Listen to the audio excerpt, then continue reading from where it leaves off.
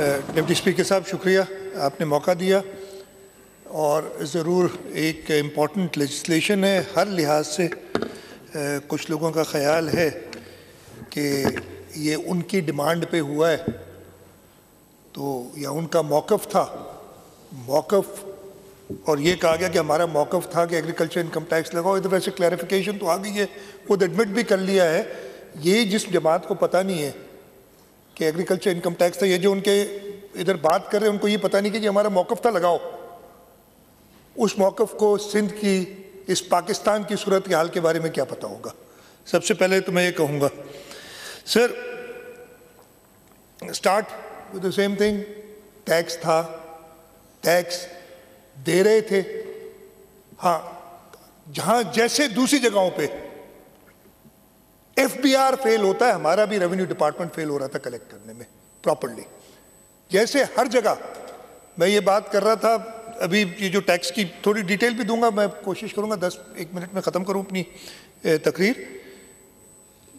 जो failures FBR के थे, हमारे रेवेन्यू डिपार्टमेंट के भी थे।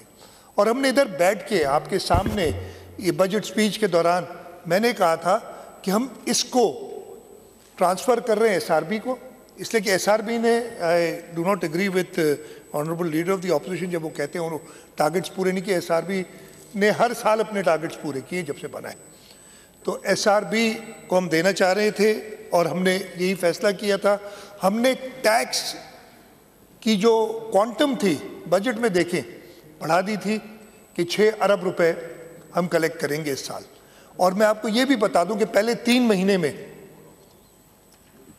SRB के जाने के बगैर ही हम तकरीबन 1 अरब रुपए कलेक्ट कर चुके थे इस साल एग्रीकल्चर इनकम टैक्स का। अपने पुराने तरीके से, अपने पुराने टैक्स रेट से टैक्स था ना, हमने वो कलेक्शन की थी और हम अपना टारगेट इंशाल्लाह पूरा करते। अब वो because of what is happening वो टारगेट आगे पीछे हो गया। तो सबसे पहले तो एक क्लैरिफिकेशन कि टैक्स हमेशा से था, हमेशा से मीनिंग पिछले 30 साल से था। हमें पहली बार मई के महीने में पिछले साल फेडरल गवर्नमेंट ने कहा, और स्टार्ट कहाँ से किया था मैं ये बताता हूँ, कि जी ये टैक्स हमें दे दें, FBR कलेक्ट करेगी आज के बाद से। FBR जो अपने टारगेट्स पूरे नहीं कर सक रही, हम सब कह रहे हैं। FBR जो एक करप्शन का गढ़ है, ये मैं बड़ा क्लियरली कहूँगा, और आप जो लोग उस पर डील करते हैं बताएंगे। और आई एम सॉरी टू से ये लफ्ज़ इस्तेमाल करने पड़ रहे हैं, लेकिन वाकई वो खुद ही कहते हैं, प्राइम मिनिस्टर कई बार कह चुके हैं कि ये करप्शन का। हमने कहा जी FBR नहीं करेगी। हमने अच्छा किया क्या इन्होंने, जो इधर सारे दोस्तों ने बात की, मुझे ज़्यादा पता है, मैं कहा ना क्यों नहीं मैंने रेस किया वो भी बता दूंगा। FBR गई IMF, फेडरल गवर्नमेंट का काम है IMF से बात करें, मिनिस्ट्री ऑफ फाइनेंस जो उनकी वो बात करती है, हमें नहीं इन्वॉल्व करते, गलत है। मैं तो कहता हूँ जो फेडरल टैक्सेस हैं उसमें भी 57% हिस्सा, 57.5% हिस्सा सूबों का आता है। तो प्रोविंशियल असेंबली से भी वो मंजूर होने चाहिए जो टैक्सेस डालते हैं। खैर वो नहीं करते, प्रोविंशियल गवर्नमेंट से भी कंसल्ट करना चाहिए। उन्होंने बगैर कंसल्ट किए, FBR ने अपनी कोताहियां छुपाने के लिए, FBR ने अपने फेलियर्स को पे पर्दा डालने के लिए कहा जी ये एक सेक्टर है, ये टैक्स नहीं देता, एग्रीकल्चर। अब बाकी जो सेक्टर है उसमें माशाल्लाह इन्होंने सारी कलेक्शन कर ली है। एक सेक्टर पे टैक्स नहीं है, उधर ही से शुरू हुआ था। और फिर अनफॉर्चुनेटली जब हमारे यहां से भी ये बातें निकलती है कि जी एग्रीकल्चर पे टैक्स नहीं है, एग्रीकल्चर पे टैक्स नहीं है, तो हर एक समझते एग्रीकल्चर पे टैक्स नहीं है। उस वजह से उन्होंने जाके कहा कि जी हम आपको हल बताते हैं। IMF से कहा कि आप एग्रीकल्चर सेक्टर पे टैक्स लगा दें, और आप टैक्स लगा दें उस लेवल का। उन्होंने ये जो सारी आपने डिटेल्स देखी कि 15% से शुरू होता है, 6 लाख रुपए से ऊपर लग जाता है और 45% तक जाता है। ये उनकी एक टैक्स कैटेगरी होती है, एसोसिएशंस ऑफ पर्संस, उस कैटेगरी पे लगा दें। ये थी पिछले साल मई की बात। हमारे पास उनसे बातचीत करके आए कि जी हमने ये बात तय कर ली है, आप इस पे साइन करें। हमने मना कर दिया, हम साइन नहीं करेंगे।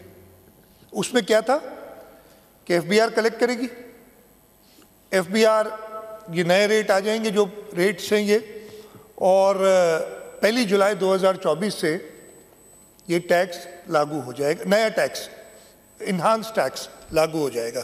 हमने कहा सबसे पहले तो एफबीआर कलेक्ट नहीं करेगी, ये सूबाई मामला है, सूबे में रहेगा। हम तो चाहते हैं कि सेल्स टैक्स को भी आप प्रोविंशियलाइज करें, आप नहीं कलेक्ट कर सक रहे हैं। और ये मेरी बात नहीं है, शहीद मोहतरमा बेनज़ीर भुट्टो ने 2008 के पाकिस्तान पीपल्स पार्टी के मैनिफेस्टो में कहा था कि sales tax should be gradually transferred to the provincial government, ताकि देख ले। और हमने सूबा सिंध में एसआरबी बनाने के बाद ये वो एसआरबी का टैक्स जो आप कह रहे हैं ना, एसआरबी नहीं करती कलेक्ट, जब वफाक हमारे लिए कलेक्ट करती थी 2000, मुझे साल याद नहीं, 11-12 तक है या 11-12 तक, जब वफाक टैक्स कलेक्ट करती थी तो उसने हमें उस 11-12 में टैक्स दिया 7.5 अरब रुपए। एसआरबी 12-13 में, हो सकता है साल एक आध आगे पीछे हो गए, मुझे इस वक्त याद नहीं, जब पहले साल उन्होंने शुरू किया हमने टैक्स टारगेट रखा 25 अरब और 25 अरब कलेक्ट किए। तो हमने तो कहा सेल्स टैक्स भी हमें दे दो, सूबों को जाए, सूबे करीब हैं लोगों से, लोगों का प्रॉब्लम भी जानते हैं। लेकिन ये टैक्स भी लेना चाह रहे थे ताकि एफबीआर अपनी कोताहियां, जो उनकी खराबियां थी, उनको छुपाने के लिए। हमने कहा हम ये नहीं देंगे। उस वक्त एक स्टैंड बाय लेटर जो था, अग्रीमेंट होनी थी आईएमएफ के साथ, बिल्कुल इसी तरीके से उन्होंने कहा कि जी इसको हमें कल साइन कर दो या 2 दिन या 3 दिन में साइन करके दो, नहीं तो ये ख़त्म हो गया। हमने कैबिनेट बुलाई, हमने अपनी फाइनेंस की टीम भेजी, हमने बहुत सारी डिस्कशंस की। इधर बातें हुई कि लोग के दिल में होगा कि यार, जैसे फारूक साहब ने कहा 6 लाख रुपए मुनासिब नहीं है, 6 लाख से 12 लाख पे जो उन्होंने टैक्स लगा दिया है। हमने ये बात रेस की, हमने कहा कि आप एकदम 15% से जो हाईएस्ट ब्रैकेट है 45 पे ना करें, आप स्टेप वाइज करें, इसका इफेक्ट देखें क्या होता है इसकी। और मैं बताऊंगा इसमें बहुत प्रॉब्लम्स आ सकते हैं। वो प्रॉब्लम्स क्या आते हैं वो तो असेस करें पहले आप, कि कहीं आप मुल्क को ऐसी सूरत हाल में तो नहीं ले जा रहे कि जहां आपको फूड सिक्योरिटी के इश्यूज आए। अगर मेरा किसान, हमारा जमींदार आबाद नहीं करेगा तो हम खाएंगे कहां से? अगर आप इस पोजीशन में ले जा रहे हैं, और मैं आपको बताता हूं, इधर फारूक साहब ने बात की कि लैंड पे टैक्स लिया जाए, मैं अपना बताता हूं, मेरी अपने फैमिली की हजारों एकड़ बारानी जमीन है जो इन दरियाओं पे डैम बनने से पहले आबाद होती थी। अब उसमें से 1 एकड़ भी आबाद नहीं होता, और कोई खरीदने, मैं खैर पहली बात, बड़ों की जमीनें अल्लाह ना करे कभी ऐसा बात है कि बेचनी पड़े, लेकिन बेचूंगा तो कोई खरीदने के लिए भी तैयार नहीं है। और ये पता होगा कुछ लोगों को जो इधर है कि पानी नहीं होने की वजह से क्या हो रहा है, और आप कहते हैं जी जमीन है तो उस पर टैक्स लगा दो। तो हमने तो खास तौर पे इधर से निकाला है, this is not a wealth tax, this is an income tax. आप कमाई करोगे टैक्स देना पड़ेगा, इसमें हम बिल्कुल मानते हैं। तो ये चीज थी। तो खैर ये हमने डिस्कशन की उनसे, हमें कहा कि लैंड टैक्स नहीं होना चाहिए, एडवांस एग्रीकल्चर इनकम टैक्स, वो हमने मनवाई उनसे बात। फिर हमने कहा कि इसको आप इमीडिएटली अगर लागू करोगे तो प्रॉब्लम्स होंगे। 1 जुलाई से हम अपना पैराफर्नालिया सेटअप नहीं कर सकते। फिर उन्होंने कहा चले, इनसे मनवाया कि 1 जनवरी 2025 से होगा। फिर उन्होंने एक शर्त लगाई कि 30 सितंबर तक ये असेंबलियों से पास होना चाहिए। हमने कहा जी हम देखेंगे, उस पर कमिटमेंट नहीं है। आपने कहा ना, आज कौन सी तारीख होगी? 3 फरवरी, 30 सितंबर तक पास करना था। प्राइम मिनिस्टर से, फेडरल गवर्नमेंट से, फाइनेंस मिनिस्ट्री से कई बार ये रेस किया कि जी ये काउंटर प्रोडक्टिव है, इसको सोचें। हम ये नहीं कह रहे कि आप इसमें मॉडिफिकेशन, हर कानून में बेहतरी की गुंजाइश होती है। एग्रीकल्चर इनकम टैक्स का कानून मौजूद है, हाँ उसमें बेहतरी की गुंजाइश है कि कलेक्शन बेहतर हो, लेकिन ऐसे ना करें। और ये करते करते फिर ये होता ये था, जब हम ऑब्जेक्ट करते थे, शोर मचाते थे, ये चुप करके बैठ जाते थे। आज से कोई हफ्ता पहले इन्होंने दोबारा शुरू किया, और अब क्या लाइन है कि जी आईएमएफ की जो मिशन आनी थी जनवरी में, उसने जवाब दे दिया हम नहीं आएंगे। अगर IMF की मिशन नहीं आएगी तो हमारा प्रोग्राम ख़त्म हो जाएगा, और उसके जो इफेक्ट्स हैं आप शायद जानते नहीं, मैं जानता हूँ कि क्या होंगे। इस वक्त जो हमारी स्टेबिलिटी आई है मुल्क में, आई है, हम सब मानते हैं। आपके इंटरेस्ट रेट्स 22% से 12% हो गए, आपकी महंगाई की इंक्रीज में कमी आई है, नहीं कि महंगाई सस्ता हो गया। ये सब क्यों हुआ है कि जब हम डिसिप्लिन फिस्कल एनवायरनमेंट में जा रहे हैं, IMF हम नहीं चाहते थे, हुकूमत सिंध नहीं चाहती थी, पाकिस्तान पीपल्स पार्टी नहीं चाहती थी कि हम कॉज बने कि जी IMF का प्रोग्राम ख़त्म हो गया। अच्छा, इस सिलसिले में जैसे मैंने कहा, पंजाब हुकूमत ने तो बहुत पहले अक्टूबर में, मुझे याद नहीं, ये पास कर दिया। खैबर पख्तूनख्वा हुकूमत ने पास कर दिया, बलूचिस्तान की काबीना ने पास कर दिया, असेंबली में ले हो गया, उधर पड़ा हुआ है, वो भी शायद एक आध दिन में, बस वही प्रेशर उनके पास भी है। तो मुझे इनकम टैक्स लॉ मॉडिफाई करने में कोई दिक्कत नहीं थी। हम चाहते थे बेहतरी आए, हम चाहते थे कि ज्यादा टैक्स, लेकिन इस तरीके से इसको मॉडिफाई कराना कि एग्री कर लिया किसी और से और फिर हमारे ऊपर बंदूकें लेके खड़े हो गए। तो मैं ये कहूंगा कि फेडरल गवर्नमेंट को, और जो फेडरल गवर्नमेंट में लोग मौजूद हैं, हम तो सपोर्ट कर रहे हैं ना फेडरल गवर्नमेंट को, ताकि वो खड़ी रहे अपने पैरों पे। कोई हिस्सा नहीं है हम फेडरल गवर्नमेंट का, जो लोग हिस्सा है फेडरल गवर्नमेंट का, उनको भी सोचना चाहिए, फेडरल गवर्नमेंट से कहना चाहिए कि सूबों को ऐसे ट्रीट ना करें।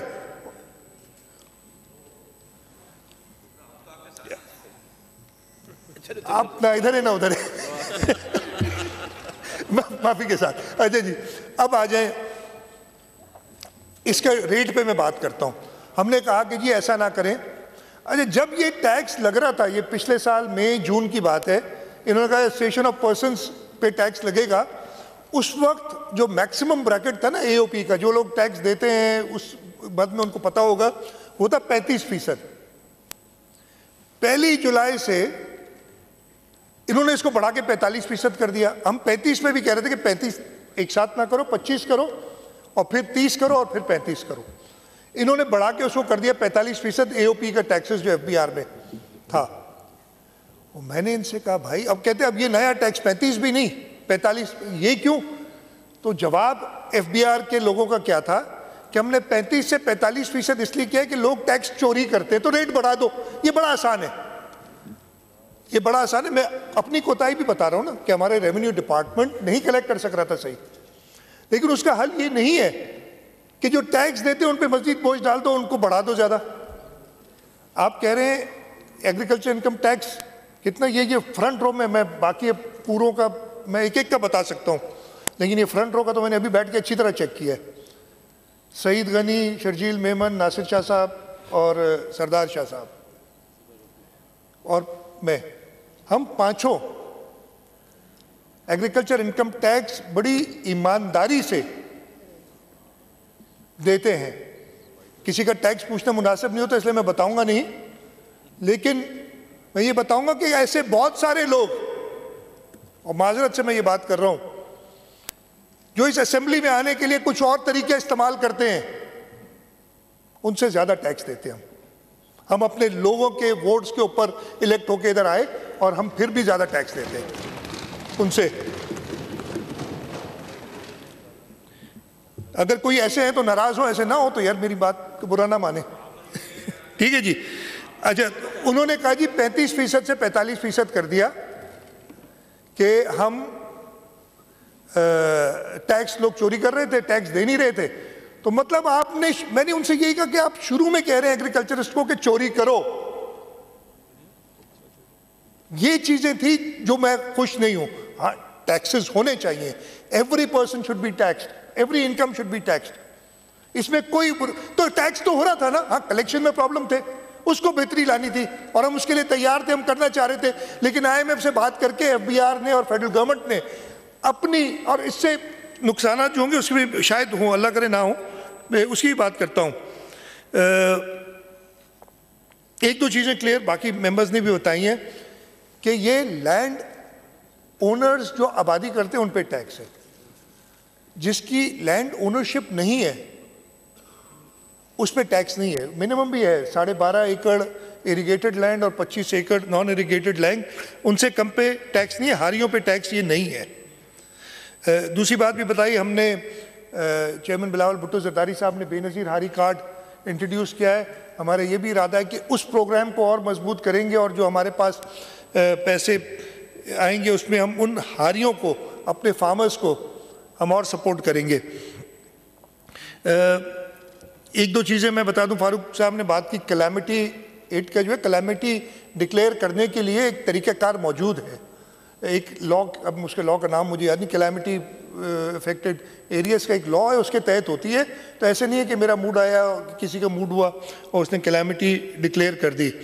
टैक्स ऑन लैंड होल्डिंग पे मैंने बात की, मैं आपसे अग्री नहीं करता हूँ कि आप 25 एकड़ वाले को इतने, भाई इनकम टैक्स है, कमाओगे तो टैक्स दोगे, तो वो मुनासिब नहीं है, then it is not an income tax, it is some other tax. और टैक्स किसी तरीके से भी कोई शख्स भी अपने लोगों पे, चाहे वो कोई भी कारोबार करते हो, टैक्स लगा के खुश नहीं होता। हुकूमत चलाने के लिए टैक्सेस लगाने पड़ते हैं, खुशी नहीं होती। लेकिन ये बड़ा अजीब सा था कि कुछ लोग कह रहे थे हम बड़े खुश हैं कि ये टैक्स लग गया। टैक्स तो पहले से तो ये खुश नहीं होना चाहिए भाई, तभी मैं खुश नहीं हूं ना इस पे ना किसी और टैक्स लगाने पे,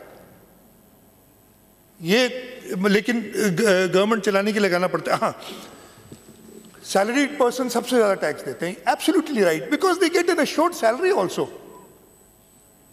मेरी अगर तनख्वाह 5 लाख रुपए महीना है इससे, तो मुझे पता है मुझे हर महीने पहली तारीख को 5 लाख रुपए मिलेंगे।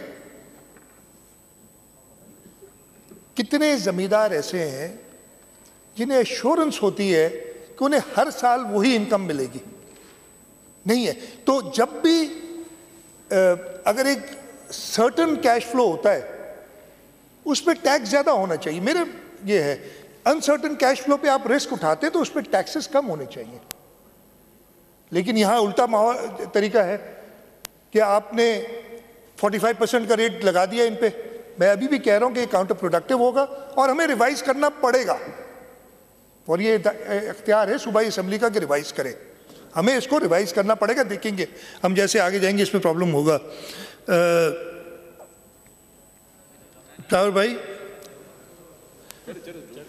साहब भाई आपने बात की, वो वाटर कोर्सेज की जो मरम्मत है वो जिम्मेदारी आपको थोड़ा बहुत है, वो जिम्मेदारी होती नहीं, मैं बता रहा हूँ आपको, मैंने पढ़ लिया, मुझे पता है। ये पुराने, ये हमारे ऑर्डिनेंस 2000 में भी यही था। अरे भाई मुझे याद है 72C2 आपने बताया ना, हमारे इनकम टैक्स ऑर्डिनेंस से ये एज इट इज उठाया गया, इसमें कोई एडिशनल नहीं थी। ये तो पहले आप कह देते कि अब होता। ये जिम्मेदारी जो वाटर कोर्सेज की मरम्मत की ज़मींदार की होती है, ये गवर्नमेंट की नहीं होती है। गवर्नमेंट की कैनाल्स और डिस्ट्रीब्यूटरीज उस पर जो वाटर कोर्सेज हैं उनकी, उसमें गवर्नमेंट ज़रूर अपनी ऐसी वाटर कंजर्वेशन के लिए स्कीम, हाँ मैं बता रहा हूँ ना, ज़रूर गवर्नमेंट अपनी schemes, for example water conservation के लिए ऑन फार्म मैनेजमेंट एवं लाइनिंग ऑफ वाटर कोर्सेज करते हैं कि वो उसकी जिम्मेदारी नहीं है। जब वो हम उसे कहते हैं फिर हम उसमें मदद करते हैं और पार्टिसिपेट करते हैं, बट अदरवाइज वाटर कोर्सेज हमेशा से हम, हाँ मदद करते हैं, हाँ वो उसमें भी हम वो एक हिस्सा लेते हैं ज़मींदार से, लेकिन ये जिम्मेदारी होती है और ये हमेशा से है, ये नहीं डालेगी। अच्छा, एक बात हुई सुपर टैक्स के बारे में कि 15 मिलियन मतलब 0% अगर आप 15 करोड़ से कम करें, ऐसा नहीं है। इसमें थोड़ा सा चले थी, ये सेक्शन 5 जो है एक्ट का, उसके तहत सुपर टैक्स लगाया गया और मैंने अभी मिनिस्टर साहब से कहा है कि उसमें एक स्लाइट अमेंडमेंट तो क्लैरिफिकेशन हो जाए। दिस इज इन एडिशन, आप जो शेड्यूल 1 में टैक्स है वो तो देंगे, अगर आपकी 15 करोड़ से ज़्यादा इनकम है तो 15 करोड़, और ये बहुत बड़ा ज़मींदारी होगा ना, हम बड़े ज़मींदारों पे में टैक्स लगा रहे हैं, वो 1% इनकम देगा अपनी, यानी 15 लाख रुपए एडिशनल देगा वो टैक्स। और अगर 50 करोड़ से ऊपर कमाता है तो वो 10% एडिशनल देगा in addition to whatever tax is paying under schedule 2। मैंने कहा ये क्लैरिफिकेशन, और ये हम कानून में इसमें क्लैरिफाई भी कर देते हैं थ्रू एन अमेंडमेंट। बाकी हाँ, अब मैं सिर्फ बता दूं कि जो हमारे खदशात हैं, हमारा एग्रीकल्चरिस्ट मुल्क है। आपको याद होगा 2008 में जब पाकिस्तान पीपल्स पार्टी की गवर्नमेंट आई थी, सबसे पहले यूसुफ रज़ा गिलानी साहब ने अपनी तकरीर में वीट की सपोर्ट प्राइस बढ़ाई थी और उसका इफेक्ट क्या हुआ? उस साल से लेके 2015 तक आप वीट सरप्लस थे, आपको वीट इंपोर्ट करने की ज़रूरत नहीं पड़ी। और फिर प्रॉब्लम यह आया कि वीट इंपोर्ट की, फिर उसमें और मसले होते हैं, यूक्रेन से गंदी गंदम मंगा लेते हैं। इस साल भी केयरटेकर्स ने गंदम मंगा ली थी। तो हमें खदशात ये हैं कि हमारे ज़मींदार अगर देखेंगे कि उन्हें वो इनकम नहीं मिल रही, they will go into other businesses. If they go into other businesses, you might have a food shortage, you might have a food security shortage. ये सोचा ही नहीं किसी ने। और बड़ा हम समझते हैं कि, मेहरबानी करके बीच में ना बोला करें। साबिर साहब प्लीज, देखिए थोड़ा सा नहीं, सवाल ऐसे नहीं होता। साबिर साहब क्रॉस टॉक ना करें। ठीक है, हमें इतना ब्लैक एंड वाइट नहीं होती दुनिया।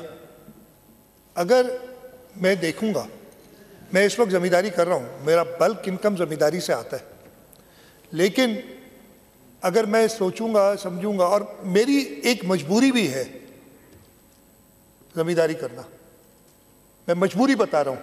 मजबूरी क्या है कि मेरे साथ तकरीबन 40 ख़ानदान ऐसे हैं जिनको मैं सपोर्ट करता हूँ। सपोर्ट में देने वाला रब है, मेहनत वो अपनी करते हैं, लेकिन मैं पैसे कमाता हूँ तभी मैंने अपनी ज़मीनों को आबाद करना है ना। वो 40 ख़ानदान 50% मेरे हिस्सेदार हैं। They partners, they are not my servants, वो पार्टनर है मेरे। इधर इंडस्ट्री में तो आप लेबर लगा देते ना, अगर प्रोडक्शन कम हो गई, अगर डिमांड कम हो गई तो आपने प्रोडक्शन कम कर दी अपनी, 200 मजदूर है, 100 को निकाल दिया। मेरे पास ये फ्रीडम नहीं है कि मैं निकाल दूं। जो करता है ऐसे वो गलत करता है।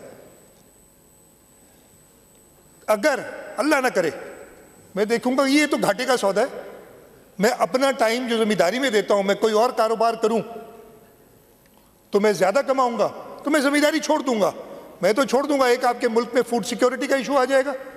मैं अपने कह रहा हूं, मैं एग्रीकल्चरिस्ट जनरल बात कर रहा हूं। दूसरा, वो जो सपोर्ट करते हैं उन लोगों को, उनको कौन सपोर्ट करेगा कल? ये कोई सोचता ही नहीं है।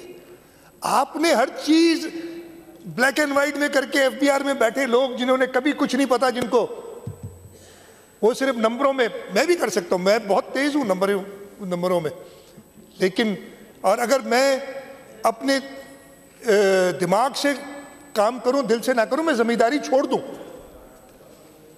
और ऐसे बहुत सारे लोग होंगे, लेकिन हम अफोर्ड नहीं कर सकते। हमारे बड़ों की एक तरीक़ाकार है। मुझे, अब मैं बहुत लंबी तकरीर कर दूंगा, मैं किससे अगर आपको बताने शुरू करूं कि किस तरीके से क्या क्या देखा है मैंने अपनी ज़िंदगी में 2 बड़े फ्लड्स देखे, 2010 और 2022 वाला, जब मेरी और मेरे सारे पार्टनर्स की, मेरे किसान पार्टनर्स की पूरी वाइप आउट हो गई थी। मैं तो चलो गुजारा कर लेता हूँ, वो लोग तो एक फसल से दूसरी फसल जाते हैं, उनको उस वक्त भी सपोर्ट करना पड़ता है। ये आप लोग कहते हैं ना, ये आप तो नाम जागीरदार और पता नहीं क्या क्या देते हैं, हम वर्कर से ज़मींदार हैं, टाइम देते हैं। जिस साल, अब मैं जब से चीफ मिनिस्टर बना हूँ, मैं उतना टाइम नहीं देता, तो मेरी इनकम भी उस हिसाब से नहीं होती और मुझे और इश्यूज आ जाते हैं कि मैनेज नहीं होती। तो ये चीज़ें सोच लें, ये जो आएंगी ना फूड सिक्योरिटी प्रॉब्लम्स, अगर आपको आ गए तो आपको, और इसीलिए मैं कह रहा हूँ कि हम इसको रिकंसिडर करेंगे। अगर इसके नेगेटिव असरात हुए तो इसको रिकंसिडर करना पड़ेगा। हम इधर बात कर रहे थे, मैं तो उजलत में क्यों कर रहे हैं आपको बता दिया। उजलत में नहीं कर रहे, 7-8 महीने हम इनसे बात करते रहे। अब उन्होंने सीधा सीधा ये कहा है कि जी अगर इस वक्त आपने पास नहीं किया अगले 2-4 दिनों में तो IMF की आपकी टीम आएगी नहीं, हम डिफ़ॉल्ट पे चले जाएंगे। और पाकिस्तान पीपल्स पार्टी की लीडरशिप कभी ये नहीं चाहेगी कि हमें कहा जाए कि आपकी वजह से हम डिफ़ॉल्ट में गए। This is the reason. इसलिए मैं अभी भी कहता हूँ, अगर आप समझते हैं उजलत में किया है, इसमें जो अमेंडमेंट्स लानी है, आप कानून में अमेंडमेंट्स तो किसी वक्त भी आ सकती ना, आप लाएं, the assembly will consider it और उसको देखेंगे क्या करना है। तो ओपन है, मैं तो इनवाइट करूंगा कि इसमें अमेंडमेंट्स लाएं ताकि पता चले कि आगे क्या होना। मैं और ज़्यादा 3 बजे ऑलरेडी ज़्यादा लंबी तकरीर नहीं करूंगा। मैं सिर्फ यही कहूँगा सारे दोस्तों से कि हम किसी टैक्स लगाने में, ये नहीं कि आज कोई टैक्स लगाने में खुशी नहीं होती, अगर किसी को खुशी हुई है तो वो उसकी अपनी मर्जी है। लेकिन मुल्क के ये IMF की कंडीशनैलिटीज़ जो कि फेडरल गवर्नमेंट ने हमें एक बंद गली में डाल दिया है बग़ैर सोचे समझे। हाँ, IMF की ज़रूरत थी, इसमें कोई शक नहीं, हमने खुद कोशिश की, लेकिन उनको गलत रास्ते दिखाएंगे तो वो तो अटक जाते हैं फिर उसी जगह पे। उनको क्या पता कि सिंध के अंदर हारी क्या होता है और ज़मींदार क्या होता है और क्या रिलेशनशिप है हारी और ज़मींदार का। आपका बहुत बहुत शुक्रिया है।